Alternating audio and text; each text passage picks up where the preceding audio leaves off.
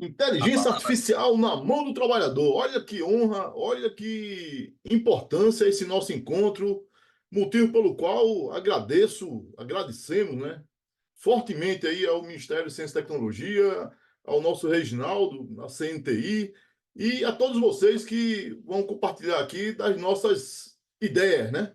Essa é a figura que representa o momento atual, né? Nós temos articulações, tendões, túnel do carpo, nervos, sangue passando numa mão, e exatamente o oposto nós temos na mão, que é idêntica. Ela tem sinais, comandos, articulações, tem atrito, tem sinais elétricos, eletrônicos, tudo que a mão humana tem, a mão artificial tem. E por isso a inteligência artificial, Lucas, ela é tão auspiciosa, né? E a gente precisa ter muita serenidade agora, Reginaldo, professor Renê, de como o trabalhador brasileiro vai se inserir nessa inexorável revolução. Então, essa revolução é uma revolução necessária aos direitos dos trabalhadores, mas se nós não tomarmos atitudes agora, a gente vai ficar a reboque, como nós ficamos nas três anteriores revoluções. Lucas. Sim, é inevitável que o avanço tecnológico, né, vai acontecer, está acontecendo e hoje acontece muito mais rápido do que se acontecia 10 anos atrás. A gente, em 2, 3 anos, avançamos o que anteriormente demorava 30 anos para avançar. Isso é fato. Só que se a gente, como sociedade, não tomar as rédeas desse avanço e trazer realmente, objetivamente, para que esse avanço esteja na mão do trabalhador, esse trabalhador logo à frente vai ser ultrapassado pela máquina, vai ser deixado para trás e vai acabar aumentando o nível de pobreza, a falta de acesso à informação, a falta de acesso a direitos. E é isso que a gente quer trazer aqui, né, Paulo? Isso. Então, vê só, pessoal, se a gente fizer aqui uma régua revolucionária, nós temos aí 4 momentos, né? Então, são 3 réguas que dizem a mesma coisa com perspectivas distintas, né?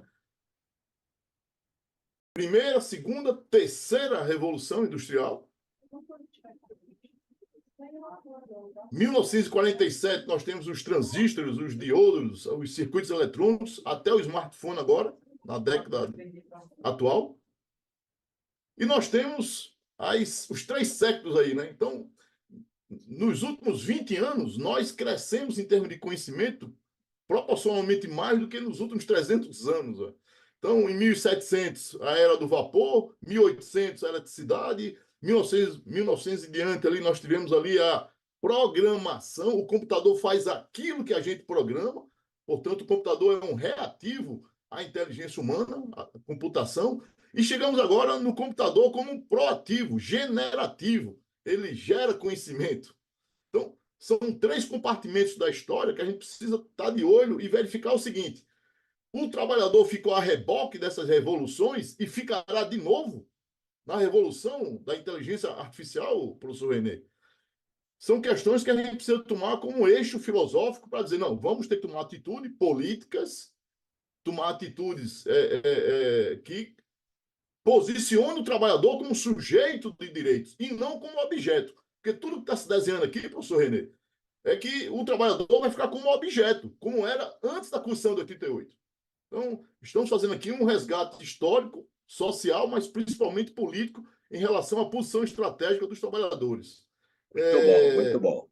Muito bom. Animador, prossiga. Se eu falar besteira, professor, o senhor me dá nota baixa aí, que o professor René É, Mendes é nosso professor de todos aqui, né? Lucas, algum ponto? Essa revolução tecnológica, o que mais chama a atenção é a velocidade que ela ocorre, né? Como você mesmo ponderou aqui, Paulo, enquanto antes demorava 10, 20 anos para acontecer, de fato, uma revolução, uma mudança no dia a dia das pessoas ali, né? Para que as pessoas sentissem deixar de andar de carroça e cavalo para realmente andar de carro demorou 20, 30, 40 anos até que o pobre conseguisse comprar um carro, né? No fim das contas, porque antes era o rico. Hoje, isso acontece muito mais rápido, numa velocidade muito grande, que se não virar política pública de controle, vai acabar atropelando a própria população, né? Perfeito, perfeito. E aí, amigos, tem um palavrório aí que os trabalhadores vão ter que entender, eles vão ter que participar desse novo dicionário.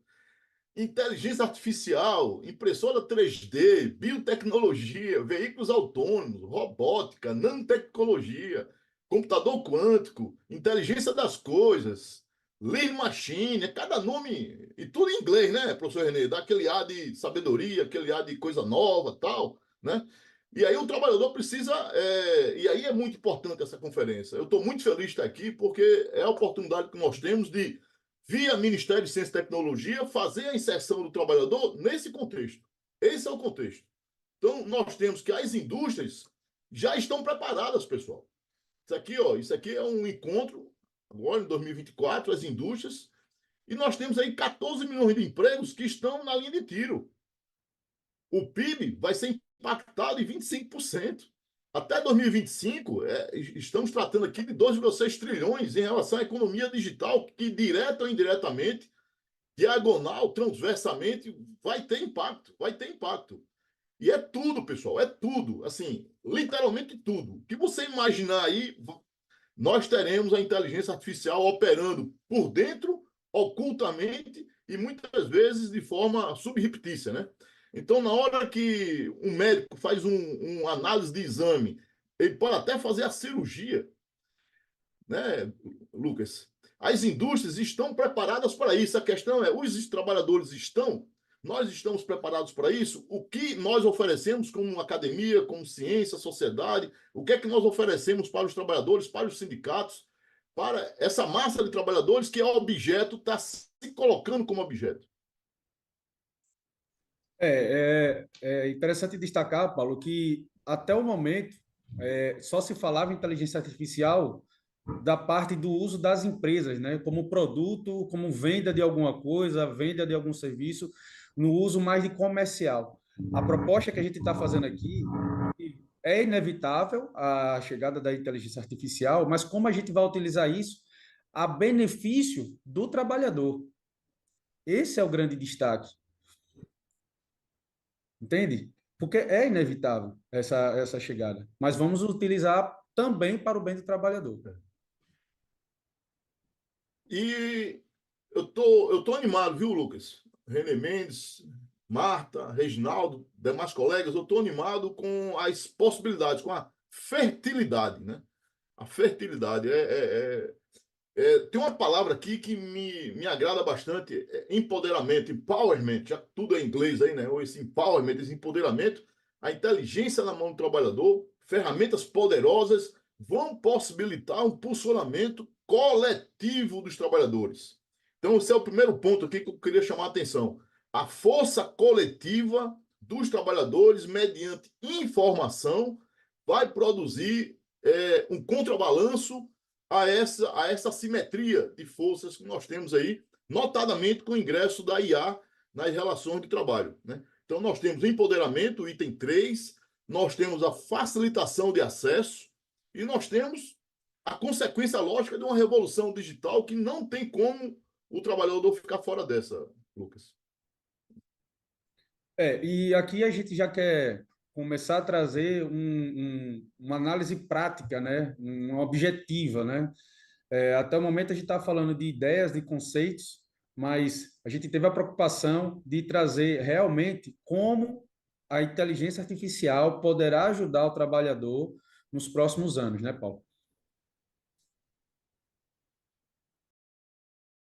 Ajuda aí, Lucas. Lucas é o nosso doutor em IA. Faz essa tradução para a gente aí, Lucas. Bom, eu venho estudando IA há 2 anos, né? A diferença do momento, primeiro que eu queria trazer para vocês, do momento que estamos para o que nós estávamos antes desses 2 anos, né? A inteligência artificial ela já existe há bastante tempo. Só que ela era utilizada apenas pelas grandes indústrias de tecnologia, pelo Google, pela Amazon. Se você parar para pensar, quanto tempo você, quando digita no celular, eu quero escrever com um L, ele já completa com lápis, né? Então, a inteligência que já vem sendo construída há muito tempo, ela já entendeu o contexto e ela sabe que ali é um lápis que você quer colocar. Então, essa inteligência já é utilizada há muito tempo, só que do ano passado, 2 anos para cá, a diferença é que começou a ser possível qualquer pessoa no mundo ter acesso a esse tipo de inteligência para usar a seu favor, ensinar ela.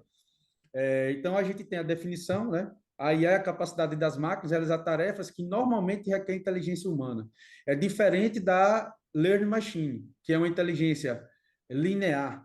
A inteligência artificial é uma inteligência multilinear. Então, ela tem uma capacidade neural de pensar e se comportar como um ser humano, certo? Com isso, a gente consegue aplicar isso na ciência, ensinando a ela a pensar como a gente pensaria e analisar como um ser humano analisaria.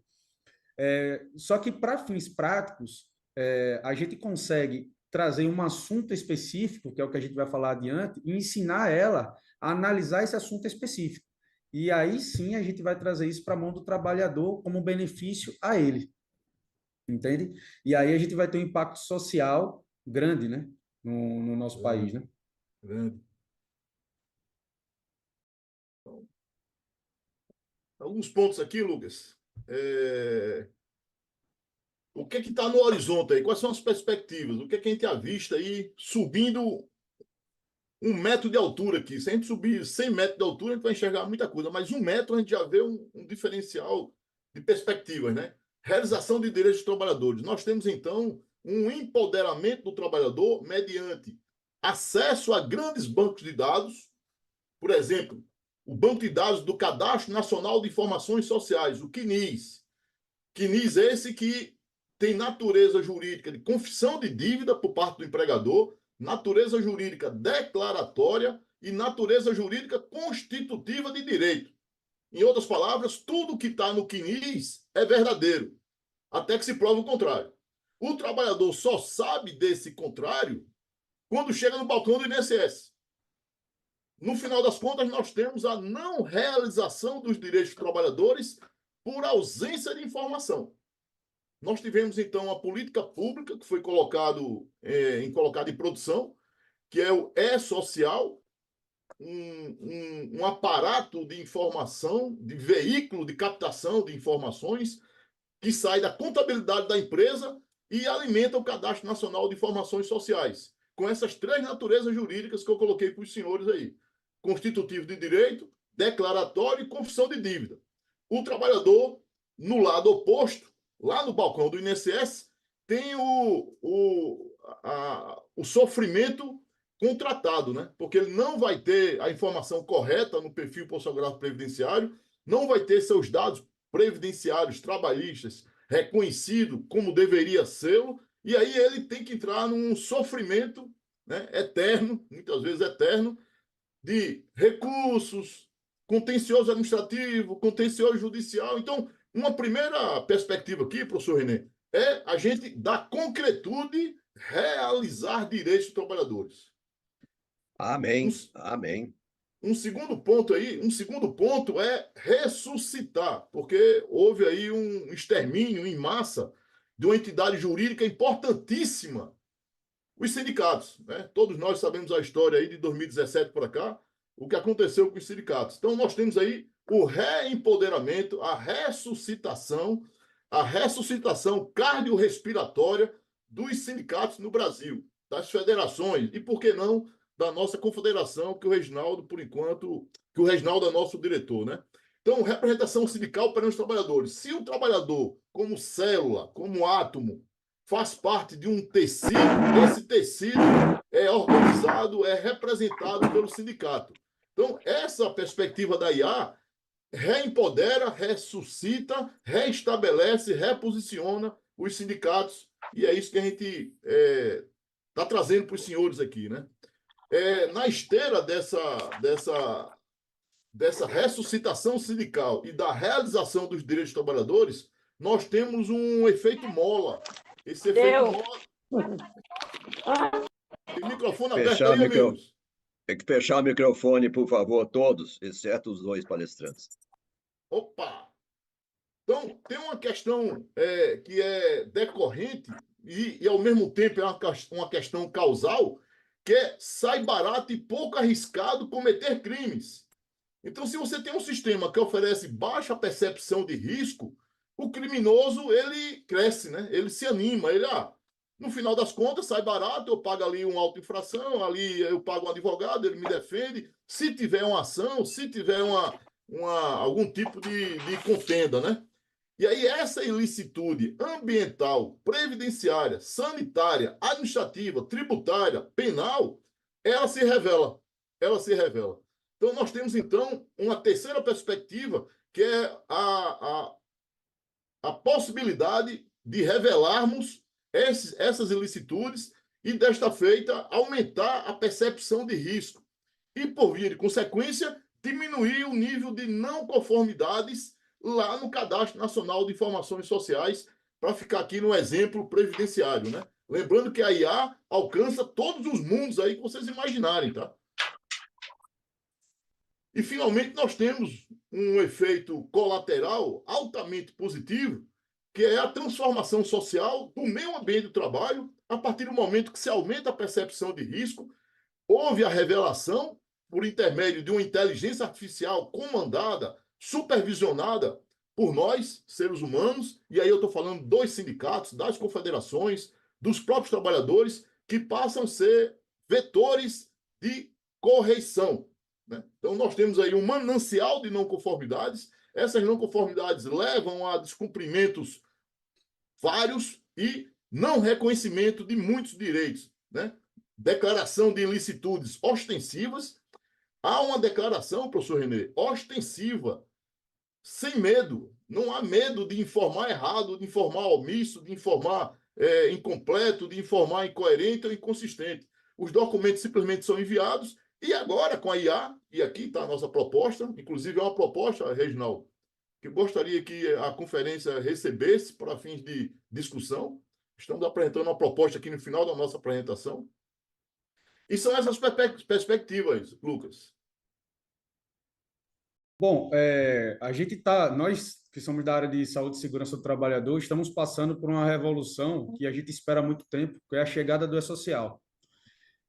O E-Social traz a oportunidade, né, de resolver um grande problema social do nosso país, que é o acesso de todos os trabalhadores à aposentadoria.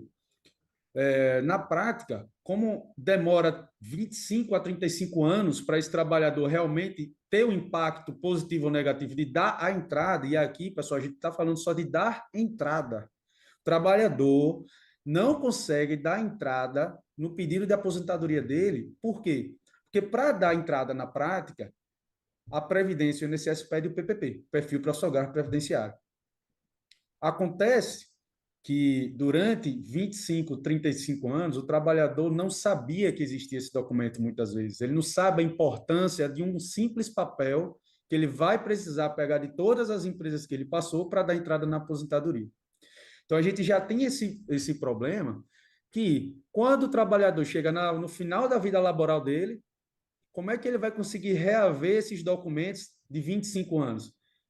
Durante esse tempo, a empresa pode ter fechado, o dono falecido, ele vai ter um grande problema. E isso que a gente está falando da aposentadoria comum, né, Paulo?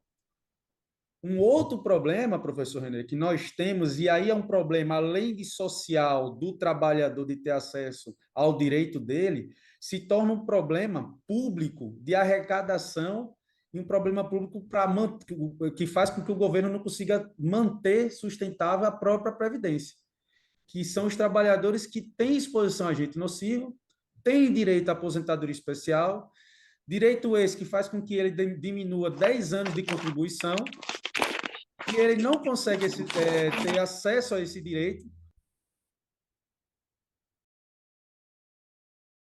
Tem que abrir o microfone aí, fechou o microfone sem querer. Lucas, fechou. Fechou aqui. Então, voltando só, o trabalhador ele não consegue ter acesso ao direito dele, né? Não conseguia ter acesso ao direito dele à aposentadoria especial, a princípio, o que parecia ser um mero erro de falta de informação ou informação feita errada, que durante nossa caminhada aqui, professor, durante nossas auditorias, durante as nossas experiências, percebe-se que não é só um mero erro. Ocorre muitas vezes um erro da pessoa que está preenchendo o preenchimento, mas muitas vezes é o que o Paulo falou. O erro se torna rentável. Por quê? Porque quando o trabalhador tem direito à aposentadoria especial, a empresa tem que pagar 6% a mais de INSS desse trabalhador. Só que, professor Renê, quando a empresa não paga, a Receita Federal, quando vai... Lucas, Fechou. de novo, Lucas. Fechou Lucas, aí. tu tá apertando o quê aí, Lucas? Não, acho que na hora de multar aqui a É Isabel... reação tá da com o empresa. aberto. É a empresa que fechou aí. A empresa que fechou aí o Lucas. É o microfone. Então, pessoal, na prática, para a gente ter realmente qual que é o interesse, né? Porque muitas vezes as pessoas perguntam, mas Lucas, qual que é o interesse da empresa não fornecer a informação correta? É que custa dinheiro manter esse trabalhador exposto a agente nocivo. Custa 6% pelo menos a mais no INSS daquele trabalhador. E ocorre que quando a Receita Federal vai cobrar e consegue cobrar, imagine que ela deixou de pagar 25 anos, esses 6%, mas a Receita só consegue cobrar 5 anos. E é isso que o Paulo fala. É muito rentável para muitas empresas e indústrias dizer que foi um erro do setor pessoal, foi um erro de preenchimento, me desculpe, ok, vou pagar 5 anos, vou pagar multa. Não é isso, Paulo? Perfeito, amigos. E É isso aí, assim, desculpa.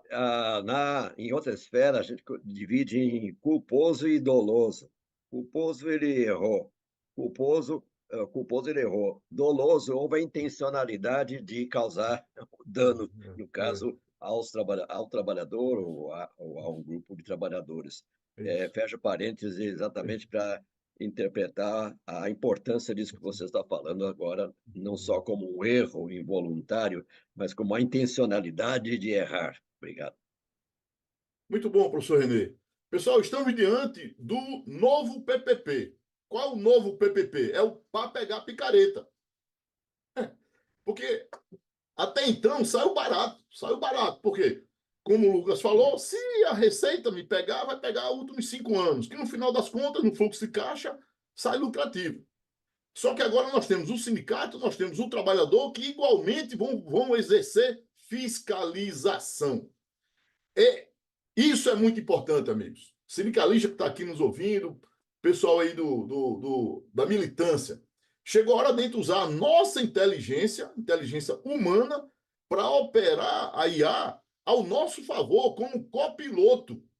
A inteligência humana é copiloto do trabalhador. O trabalhador é o piloto.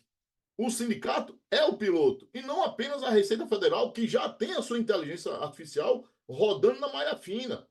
Então, esses sonegadores começaram a ficar espertos a partir do momento que ficou claríssimo que agora os dados estão no repositório de dados da Receita Federal, com cruzamentos que vão levar à constituição do crédito e representação para fins penais. Mas isso no campo estatal, professor Renê. No campo estatal. Agora, no campo privado, nós temos o próprio trabalhador e o sindicato. Qual é o instrumento que comparece?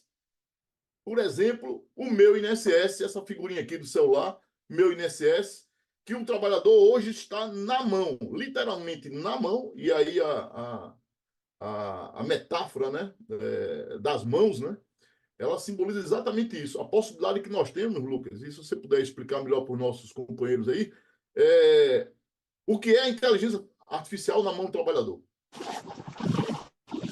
Bom, acho que a Isabel está... Ei, Isabel! Fecha aí, Isabel!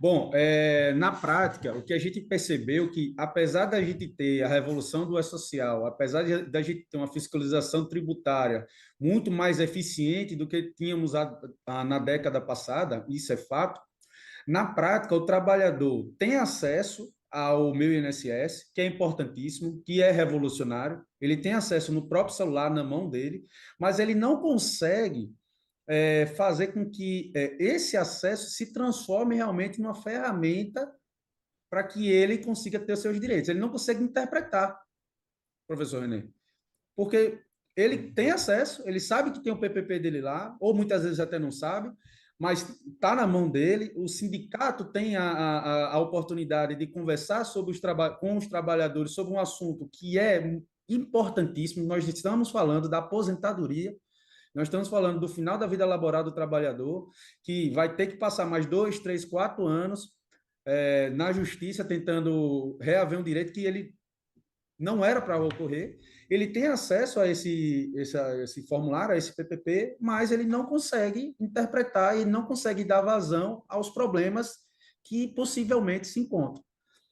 Obviamente que o governo federal ele tem hoje uma dificuldade, né, um desafio de como fiscalizar tudo, todo mundo, todo mês, né? É difícil, né, para o governo federal fazer com isso. Mas se a gente tem um trabalhador, se o trabalhador tem um acesso, se o sindicato tem acesso ao trabalhador, o que a gente está propondo é por que não usar a própria inteligência artificial para auditar esse PPP, para trazer as Controle, inconsistências. controle social pelos próprios e por todas as partes que defendem os trabalhadores, sindicatos e outros. Controle social, autocontrole, né? Pelo que você está descrevendo, maravilha. Lucas e professor René, é o viçareiro, pessoal, porque não é apenas o autocontrole, é a possibilidade de controlar o futuro. Porque ele tá tendo em tempo real, um conjunto de conhecimentos que nós individualmente não detemos, não detemos o conhecimento completo, mas com a inteligência artificial e a nossa inteligência humana, usando a inteligência como copiloto, a gente consegue ensinar a máquina para que, no caso, no cenário, nos parâmetros de cada sindicato, eu tenho um sindicato da construção pesada lá em Minas Gerais. Então, nós temos uma característica de trabalho por CBO, nós temos uma característica de organização por CNAE. Essas características são combinadas e são inteligíveis segundo a nossa calibração, segundo a alimentação que a gente vai produzir do conhecimento da ciência e do conhecimento da realidade objetiva. Sentenças, acórdãos, decisões, indenizações, manchetes de jornal, tudo isso vai alimentando, pessoal. Então, nós temos a contribuição individual de cada um, a contribuição coletiva de todos, fazendo com que a máquina diga: este PPP é um PPP picareta. PPP, para pegar picareta. Isso quer dizer crime de ambiental, ruído, micropoluição, poluição ambiental, microclima desequilibrado. Isso é crime ambiental. Representação para fins ambientais. Ministério Público Federal. Crime de expor a risco. Está expondo a risco. Isso é crime. Artigo 132 do Código Penal. Crime de sonegação fiscal. Artigo 330-A, Código Penal. Crime de informação falsa de documento público. Falsidade ideológica, 299. Então, olha o arsenal de contra-ataque que nós podemos ter a partir das evidências produzidas por aquele que deveria ter informado corretamente. Olha aí, Lucas, o rol aí, estabilidade, reabilitação. E, professor Renê, na prática, professor Renê, só para a gente simplificar aqui, a gente trazendo a prática, a inteligência artificial ela consegue enxergar se há ruído, obrigatoriamente tem que ter o valor que foi encontrado do ruído. Só que o que a gente encontra hoje de PPP, nós pegamos em indústria, a empresa informa, declara que há exposição a ruído, mas não declara qual que é o valor que ele está exposto. Então, para a empresa é muita vantagem fazer isso. Por quê? Porque como não se sabe o valor, ele não paga o tributo. Não paga, não recolhe. E aí, lá na frente, ela vai dizer, não, foi um erro de sistema, foi um erro, foi sem querer, entende? E paga apenas 5 anos. E o trabalhador não consegue ter acesso. Muito bom, muito bom. Eu estou realmente muito animado de ouvir vocês. É um grande salto, um grande salto. Pergunto se nós temos ainda 10 minutos, vocês conseguem dar um finalmente aí, especialmente dizer o que que é o produto, quer dizer, ele está acessível, vamos dizer assim, queria saber, assim, como é que nós chegamos lá e qualquer um de nós poderia se apropriar dessa ferramenta? Essa pergunta para esses próximos 10 minutos. Então, Lucas, vamos acelerar o passo aqui, então. Pessoal, a gente está aqui no momento de semente, né? Isso aqui é estamos fazendo uma semeadura, né? Não tem nada pronto, nada desenhado concretamente, né? Mas nós temos os eixos e os referenciais, que são esses que a gente está passando para vocês aqui. O Lucas já desenvolveu um algoritmo, nós temos ali na fase de prova-conceito, chamada prova-conceito, o Lucas está à frente desse projeto aí. A CNTI, teremos a reunião amanhã, né, Reginaldo? A gente vai dar aí um formato a essa proposta em relação à CNTI, federação e sindicatos. E, em paralelo, estamos apresentando aqui um projeto para o Ministério de Ciência e Tecnologia. Viu, professor Renê? Então, concretamente, nós temos essas duas linhas aí de trabalho concreto, não é viagem andão, não. Já é algo, né? Essa prova conceito que o Lucas está levando à frente aí está muito desenvolvida, já está em fase de teste, né? E nós temos aí um projeto com o Ministério de Ciência e Tecnologia, com o Reginaldo, com o CNTI. Então, vamos lá, pessoal. Na hora que a gente fala pois não. Na hora que a gente fala desse microcosmo, pessoal, a gente fez um baita recorte aqui, tá, pessoal? E inteligência artificial alcança todos os mundos aí. Mas no mundo do meu INSS, a gente tem repercussão direta para as trabalhadoras que muitas vezes não têm estabilidade na gestação porque a empresa sonegou a informação de risco, professor Renê. Então, pessoal, só para as trabalhadoras, nós teremos aqui um recorte com a inteligência artificial puxando esses elementos externos e internos ao processo produtivo. Elementos cientificamente reportados, né? Não, a gente carrega os artigos científicos, a gente carrega as decisões judiciais, a gente carrega informações externas ao processo, à empresa, mas considera as informações da própria empresa. Por quê? Porque a gente está lendo parte do banco de dados, parte que a IA está operando é a parte endógena à própria empresa. A empresa diz que não tem fator de risco. A trabalhadora, na própria informação da empresa, tem uma licença de gestação, estabilidade.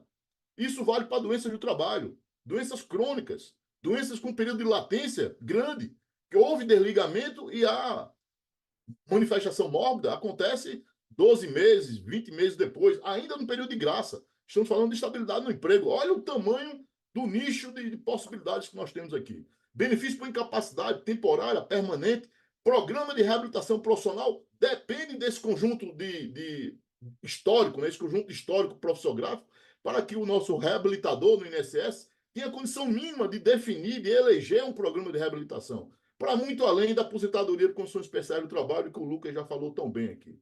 Então, acelerando o passo aqui, nós temos uma complexidade no sistema previdenciário, dificuldades dos trabalhadores que têm a informação na mão, mas não conseguem dar concretude ao direito. Por quê? Porque tem um embarreiramento gigante, um embarreiramento na genética da informação. A informação está geneticamente modificada. E por conta dessa modificação genética lá na contabilidade da empresa, o trabalhador não consegue realizar os direitos previdenciários trabalhistas, né?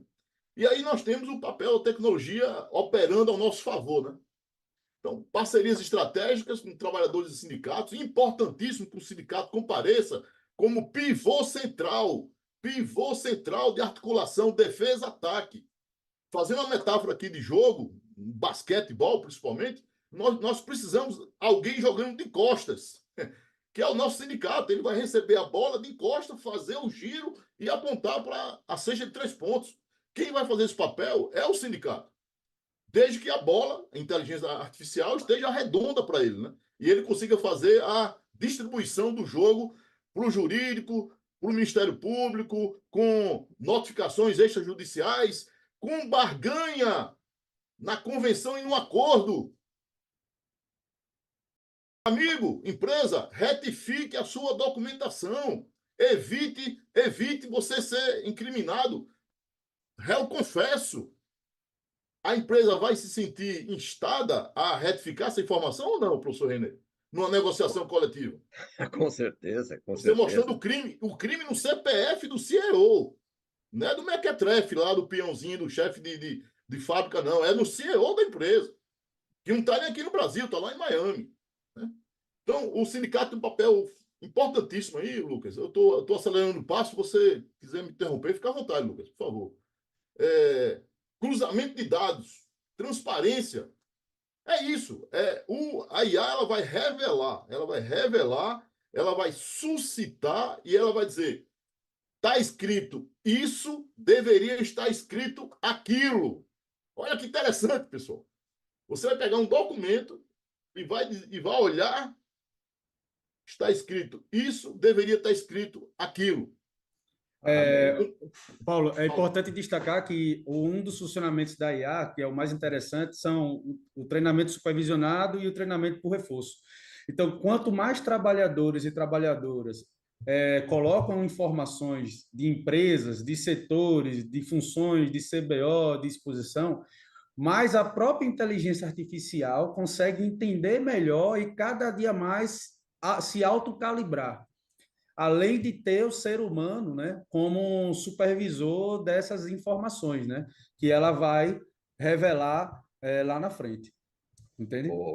Meus amigos Paulo e Lucas, nós temos mais uns 5 minutinhos. Eu queria ver se vocês pudessem, por exemplo, desta conferência livre, há alguma coisa que pode sair como proposta que possa reforçar essas articulações que vocês estão fazendo e mais, que outras articulações são necessárias, importantes, para que esta semente, como disse o Paulo, mas eu digo, já avançou muito mais do que semente, já está brotando de forma exuberante, possa se viabilizar, se concretizar e ser uma realidade no curto ou médio prazo em nosso país. O que é preciso sair daqui dessa conferência para que isso se torne? Você nos excitou a todos, mas agora precisa dizer o que nós podemos ajudar ou fazer para que isto vingue, não pare por aí. Vocês podem, nesses últimos 5 minutos, fazer uma síntese no sentido quais são as contribuições, por exemplo, que as pessoas que estão aqui, as entidades que estão aqui, inclusive a que eu represento, que é o IEA, a USP, e também a Frente Ampla, mas principalmente o que pode ser feito no sentido da viabilização desta proposta a partir de uma recomendação ou uma proposta saída dessa conferência livre para a quinta conferência que vai ser na primeira semana de junho. Então, professor René, partindo para a proposta, a principal preocupação nossa é a nossa segurança de dados biológico e social, né?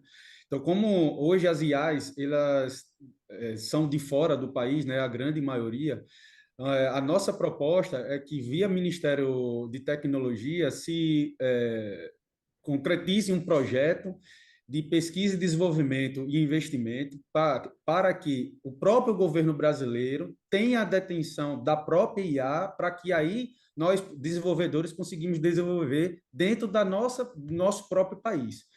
Por quê? Porque é de interesse de outros países ter acesso aos dados biológicos, dados sociais, dados empresariais, e a gente não pode ter essa insegurança, como a gente não sabe o que é que vai, quem está do outro lado, né? Então, a inteligência artificial, o Brasil precisa deter essa tecnologia própria, tá? Ô, Lucas, desculpa, isso você está escrito em algum slide seu aí, ou algum lugar, ou você pode Sim, sintetizar? Porque a nossa relatora vai querer captar exatamente esta frase, isso que você quis falar. Se tem outras propostas também. Se tiver propostas já escritas ou no slide ou em algum outro texto, se pudesse disponibilizar para nós aqui, tá? Porque sim, isto vai ser incorporado às conclusões e propostas desta conferência livre de hoje. É claro que haverá outras iniciativas também, mas a de hoje pode e deve dar visibilidade a esta importantíssima, né, uma questão de soberania de dados, né, isso. soberania nacional sobre os dados e sobre a própria tecnologia. Isso, Sim. se você puder passar para a coordenação, nós agradecemos Está muito. aqui, professor. Está aqui. O Lucas já escreveu aqui. A gente vai Então, isso aí formalizar isso. você vai disponibilizar isso para a coordenação Isso. aqui. Tá bom, obrigado. Foi preparado com esse intuito. A gente Muito descreveu bem. um projeto técnico, né? Para um documento falando desse projeto técnico é para envolver, primeiramente, a parte tecnológica de hardware, né? Para que a gente tenha, como o senhor bem falou, a soberania, o país tem a soberania dos próprios dados, né? E a segurança desses dados, né? Inclusive, eu indico a utilização de blockchain para a segurança de dados, né? E a gente, dentro da proposta também, tem o envolvimento dos sindicatos, que é, para mim, é o papel mais importante para disseminar a informação e disseminar o conhecimento ali para o trabalhador, porque nada adianta disso se o trabalhador não souber lá na ponta o que usar e como usar. E, no fim, trazer na prática mesmo um aplicativo, um software de desenvolvimento, um aplicativo, um software para que o trabalhador tenha acesso, coloque seu PPP e rapidamente a inteligência consiga trazer a informação necessária para ele ter acesso à aposentadoria dele, os direitos dele, né? Muito Então, bom. professor, Nós já estamos no final do tempo, mas assim, dá uma palavra final, porque ainda vamos ter um puxadinho agora de 20 minutos tá, para o debate. tá. Então, mas assim, essa proposta se incorpora aqui aos documentos gerados nessa conferência livre, e nós agradecemos. Pode. Pessoal, a gente fez um recorte aqui para o meu INSS, para o PPP, mas a gente pode abrir uma linha, e devemos abrir uma linha, em relação à transformação dos empregos. A IA vai acabar com o emprego. E não é um emprego braçal, repetitivo, não. Isso aí foi automação. A IA vai transformar os empregos, professor Renê, do nível médio e hierárquico para cima. Porque raciocínios, pensamentos, decisões mais elaboradas, a IA vai tomar. Então, eu sou auditor fiscal da Receita Federal e ontem mesmo eu participei de uma reunião, né, dos auditores, e que o debate era esse. Auditor fiscal da Receita Federal passou a ser prescindível com a IA. Para que eu preciso do auditor fiscal se é batimento de máquina? Entende? Então, os auditores fiscais da Receita Federal vão passar por uma transformação igualmente os demais trabalhadores. E a IA, Lucas, professor Renê, pode ajudar muito os sindicatos, as confederações a essa mudança aí de DNA. É uma mudança genética, pessoal. Não tem como. Os que nascerem agora em diante vão nascer com essa genética. Não tem como. Então, esse é um ponto que eu queria chamar a atenção. E o segundo ponto, para fins de encerrar minha fala, está aqui nossos contatos, nossos e-mails. Quem precisar especificamente de alguma demanda, de algum contato com a gente, fica à vontade. Agora, em termos coletivos, nós temos duas propostas. Uma para a MCTI, Ministério de Ciência e Tecnologia, que precisa entrar forte com orçamento público, com um projeto desenhado, enxergando todos esses desdobramentos, né? Inclusive desdobramentos éticos, muito importante que a ética esteja no substrato de tudo que a gente falar aqui sobre IA, né, pessoal? A ética ela vai estar todo o tempo ali sendo tensionada, né, professor René? É muito crítico isso, pessoal. Não é brincadeira, não, é muito crítico mesmo. E o outro ponto é com a CNTI. A Confederação Nacional dos Trabalhadores da Indústria tem um papel importantíssimo aí de pivô central com as federações e com os sindicatos. E a gente se coloca à disposição aqui, viu, Reginaldo, para fazer essas tratativas individual ou coletivamente com as entidades. Muito obrigado, amigos. Lucas, deixa eu responder a primeira, você responde as duas seguintes. Eu acho que fugiu o nome, foi o Francisco, o primeiro que falou do orçamento. Carlos, eu Carlos, acho. obrigado, Carlos. Então, assim, o Postman está exatamente agora conversando com o presidente Lula, por isso que não está aqui conosco, falando sobre isso. Estamos falando da política de reindustrialização. Houve um sucateamento, pessoal. Então, assim, nesse deslocamento aí, que partimos do zero de novo, estamos reindustrializando como Vargas o fizera na década de 40, década de 50, né? Então, assim, é um movimento do zero de novo. Então, assim, reindustrialização tem a ver com inovação, tem a ver com reposicionamento de orçamento. Estamos aí na luta com o orçamento secreto, amigo. Quem coloca o orçamento em execução hoje são os deputados. Então, não cabe nem o poder executivo mais, porque grande parte do orçamento está na mão do Congresso. Então, assim, a coisa é muito maior do que simplesmente as nossas vontades aqui, mas a nossa vontade vai fazer diferença.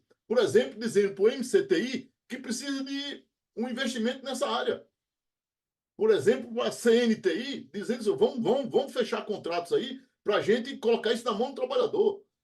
Em relação a essa pergunta do orçamento, da reindustrialização, de orçamento, eu entendo que a gente precisa definir qual é o nosso objetivo e, em função disso, ver quais são as articulações necessárias, viu, Carlos? Segue aqui com vocês a bola, você e o Lucas. Os dois Raimundos, Lucas, eu coloquei aqui no chat, um fala como defender os trabalhadores usando o IA, e o primeiro Raimundo lá, o nosso amigo do Piauí, as parcerias possíveis, né? Quanto à parceria possível, Raimundo, é muito interessante e aqui como consultor, é isso que eu digo para todos os sindicatos que têm interesse em entender um pouco como se posicionar, se a própria Receita detém esses dados, é prerrogativa do sindicato para fazer valer o direito do trabalhador ter acesso a essas informações.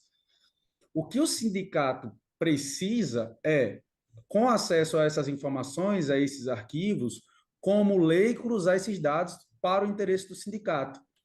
Então, é prerrogativa, é possível, é interessante e é necessário que o sindicato entenda que o papel dele fica mais objetivo e mais fácil de ser cumprido se ele entrar em conversa com a Receita Federal, solicitar esses dados da própria base dele, dos trabalhadores que ele vai ter na base dele e consiga cruzar esses dados ali, que aí a gente chama de macrodados, né? Tá? Contra o Raimundo Teles, né, que perguntou sobre como se defender, na verdade, Raimundo, eu queria que você entendesse, pegando lá atrás, quando houve a chegada do computador, a gente fazia tudo na máquina de datilografar. Quem tentou, naquela época, nadar contra a maré, acabou perdendo muito tempo. Então, eu acredito que a gente tem que inverter. O sindicato precisa tomar o protagonismo das tecnologias. Por quê? Porque a tecnologia evolui muito, muito rápido. Então, quanto mais tempo demorar, mais tempo você vai perder. E é uma grande oportunidade do sindicato se reaver perante a sociedade, porque você está falando de um direito que é de interesse gigantesco à sociedade, que é a aposentadoria dele. É muito mais do que falar sobre pagamento de insalubridade, ao meu ver, tá? É muito mais forte do que falar sobre hora extra. Por quê? Porque tudo isso a gente está falando de dinheiro, mas quando o cara estiver velho lá, depois de 35 anos, se ele não tiver acesso à aposentadoria dele, nada disso valeu. Então, se o sindicato se põe à frente da tecnologia, traz isso para dentro do sindicato, toma o protagonismo, vai ser natural a volta do trabalhador com interesse ao sindicato. Porque ele vai precisar de alguém ali. Muito bom. Lucas, fico feliz, aliás, ambos, pelas boas respostas. Agora nós vamos fazer um dublê aqui com a companheira Marta. Leia as perguntas que estão aí, vê se é possível vocês responderem. E lá de mãozinha amarela levantada só tem a Norma Bonfim, mas ela vai ficar por Bonfim, o fim. Mas a Marta vai ler as perguntas que estão aí com ela, e aí vocês avaliam se dá para responder. O nosso teto é meio-dia e 15. Marta, com você. Primeiro, né, a gente tem aqui uma pergunta, né, do Ronei, que ele indaga como criar algoritmo com base no QNIS e E-Social, porque criar algoritmo com base no QNIS e E-Social poderá ferir a lei de proteção de dados. Essa é uma pergunta, o Marcos Monteiro, né, coloca que a inteligência artificial estará substituindo muitos trabalhadores recém-capacitados, máquinas agrícolas, veículos autônomos, etc. Como promover a capacitação do trabalhador frente a essa recém-novíssima modalidade de ferramenta? Robôs industriais substituíram muitos trabalhadores, e agora a IA. Além disso, a gente tem aqui também a Daís perguntando como podemos fazer que essa fiscalização nos PPP, como podemos fazer essa fiscalização nos PPP como sindicato. E, por último, a Rejane, né, coloca, foi uma explosão de sentimentos de retrocesso do mundo, do trabalho hoje e do futuro que virá, e já está nas nossas mãos e a maioria não se dá conta. Está essa apresentação magnífica não foi o início de uma semente plantada para começar a cultivar para o futuro, mas uma semente plantada no meio da floresta IA. A pergunta dela é, profissionalizando nossos trabalhadores ao mundo virtual como a IA, pode valorizar esses trabalhadores, caducando as mentes empresariais que só pensam em lucro. Considerando, aí o Renato, né, coloca aqui também, que o Paulo Rogério já deu até uma resposta, considerando a absurda assimetria entre os proprietários e gestores da Big Tech, das Big Techs e seus usuários, qual o risco de entrar de cabeça na IA? Isso considerando ainda que a IA se rebustece com a lutas e estratégia dos trabalhadores. Quem se empodera aí? Temos plano B? A soberania dos dados citados garante? São essas aí, né? Depois a gente faz mais um comentário aqui no final, e eu também queria, no final, fazer uma reflexão aqui para a gente pensar aí, né, do uso da IA. Muito bem. Essas questões que a Marta leu estão também aí no chat, que vocês todos têm acesso. Então, se quiser ouvir de novo ou ler, estamos no chat. E então agora estão com vocês de novo, Paulo. Aliás, eu vou perguntar, a Norma pode abrir a telinha e pode dizer o que ela quer dizer, perguntar? Norma, desculpa Sim, que você ficou para trás, porque eu vi não, Bonfim, aí deixei você ir para o Bonfim mesmo. não tem problema não, professor. Fazer um comentário rápido e uma pergunta para os meninos. Primeiro dizer que eu gostei da dobradinha. Foi bem, assim, diferente, bem legal, a forma como eles conduziram. E aí eu quero falar para o Paulo, que o Paulo, no início da apresentação dele, ele colocou a mão artificial e falou do túnel do carpo, né? O túnel do carpo é uma doença para quem faz movimento repetitivo, né? Principalmente eu sou comerciária de mercado atacadista e saí de lá com o túnel do carpo. E aí a mão artificial não vai adoecer, né? Não vai ter o túnel do carpo. E aí, Paulo, eu quero te dizer também que você, não sei se foi você ou se foi o Lucas, que falou do médico, né? Que não necessariamente o médico precisa estar presente para fazer uma cirurgia, né? Que hoje até uma cirurgia está mecanizada.